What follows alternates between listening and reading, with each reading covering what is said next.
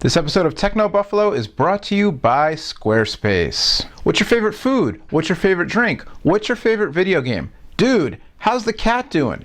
What do you think about Chromebooks? Are they worth it? What do you think about the future of the MacBook Pro line? What do you think's next for Apple? Is the iPod Classic dead? Would you stop asking questions about Apple? And why is that guy Noah here instead of John? It's Ask the Buffalo from TechnoBuffalo.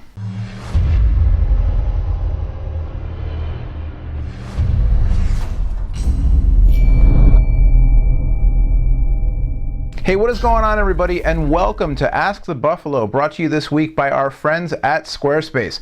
I'm Noah Kravitz, sitting in for John Rettinger, who's going to be sitting in for Noah Kravitz on Friday, doing the Rumor Roundup. As always on Wednesday, John Q doing What's the Apps, although we might have to play musical guys hosting the video show at some point and get John Q to do one of the shows. Anyway, I'm doing Ask the Buffalo this week. It's TechnoBuffalo's show where it's all about your questions answered by us. You can hit us up with your questions always on the website. Just go look. Every week we post a call for questions. Go look for Ask the Buffalo, or just type into your search engine of choice there. Type like that really fast.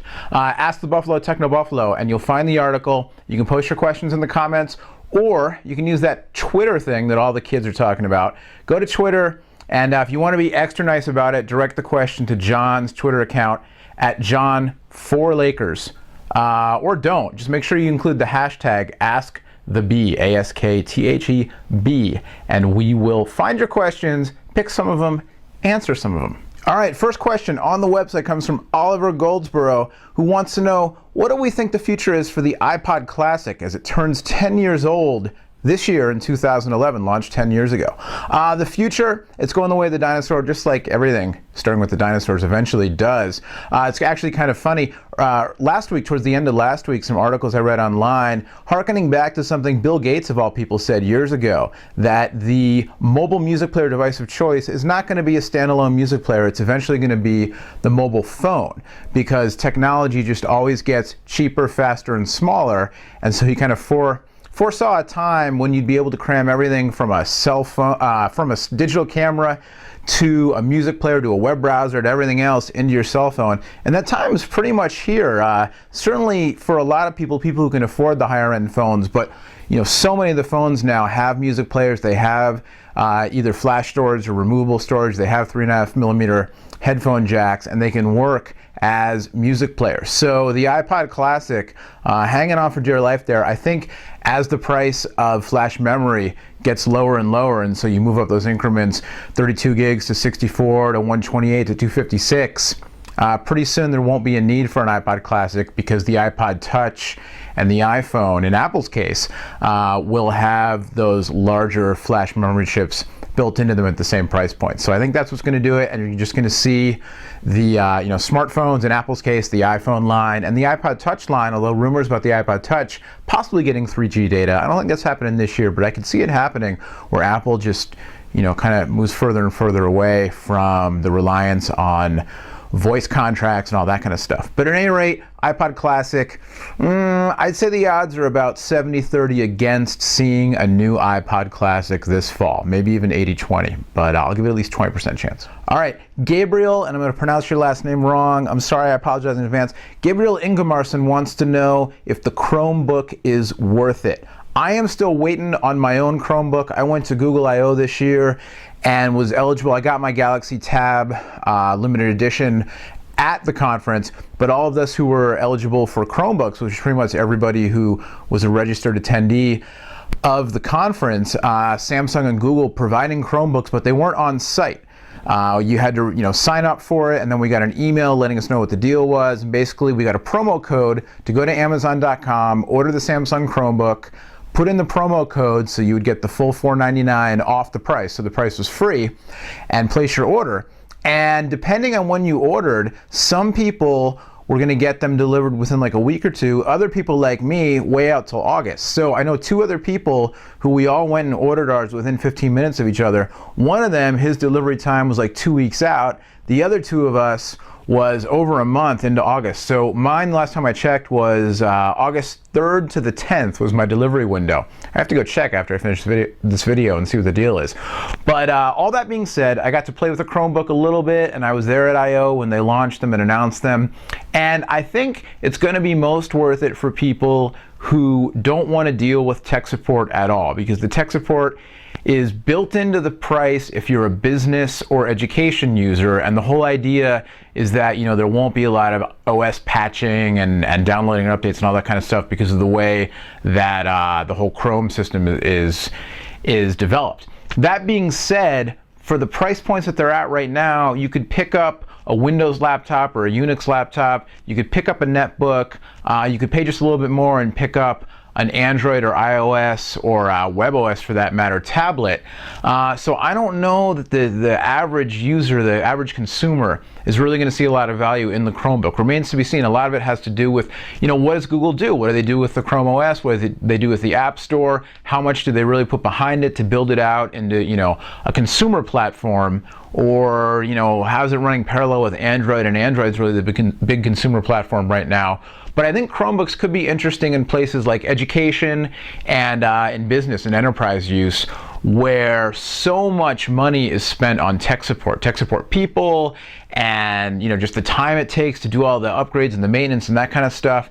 And I think that's where the whole Chromebook thing could be interesting. But for consumers, I don't want to say no till I've had one to use. I've used one a little bit, you know, some other people let me use theirs, and it's interesting, but it all just depends how much software's out there, and you know, even then, for the price point, I don't know. We'll wait and see. All right, Raja Z-Man from Twitter wants to know, hey, I'm Raja from Dubai. Can I be a tech reviewer here? Yeah, sure, why not? Anybody can. I mean, as long as you're good at it.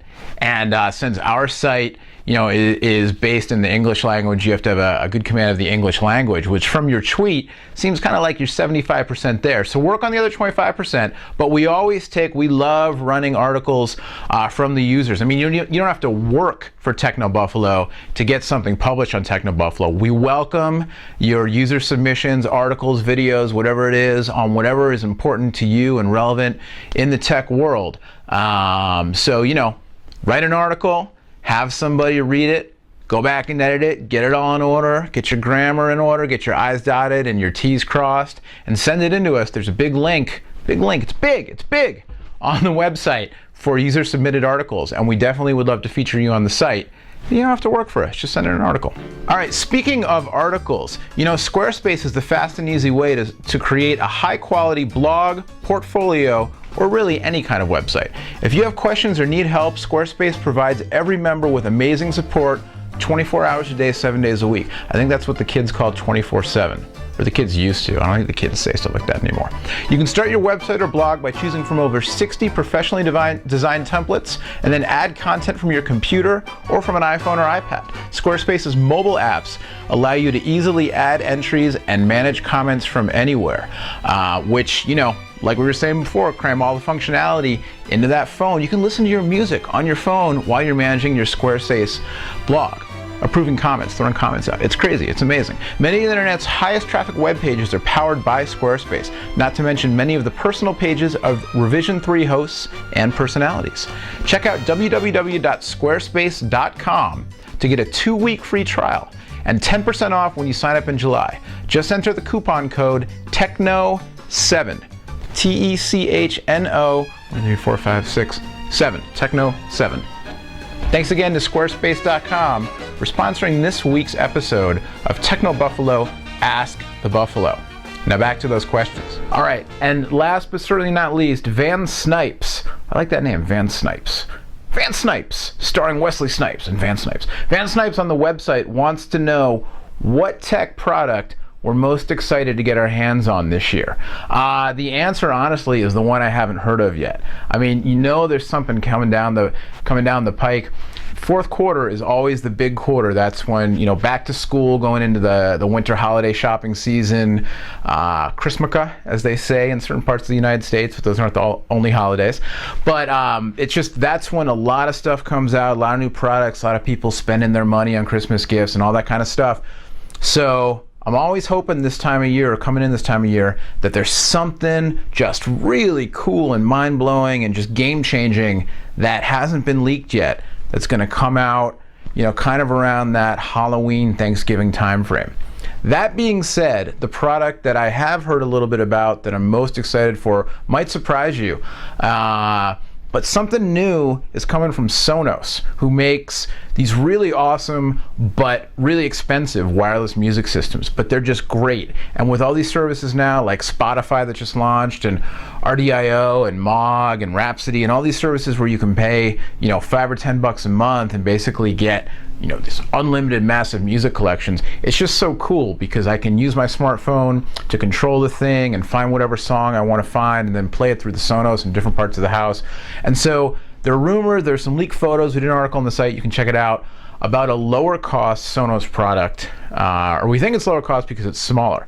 Looks like it's cleared the FCC. It's going to be coming out sometime, we assume, in the next couple of months. Who knows? It might come out next week, but the next few months.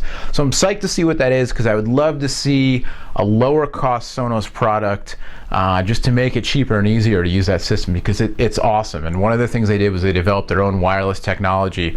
So even though things like Apple's AirTunes and AirPlay does the same thing, the Sonos just works better because it's their own wireless mesh network, and it's killer. It really works well, but it's really expensive. So I'd love to see that get cheaper.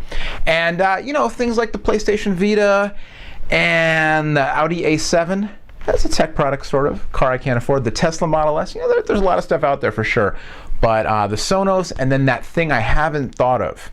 Whoever's out there, Apple, Sony, Microsoft, Nokia, HTC, I don't know who you are, but make that product, put it out this year, and that's the answer to my question. All right, that does it for this week's Ask the Buffalo.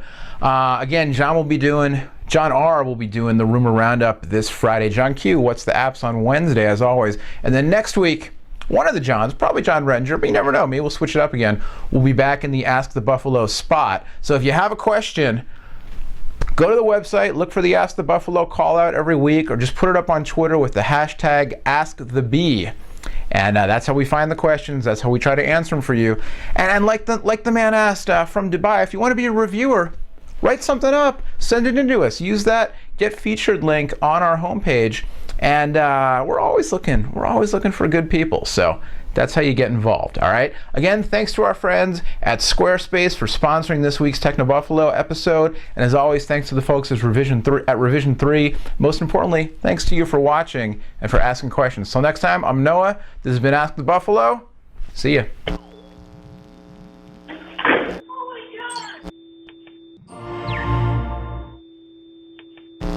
Van Snipes.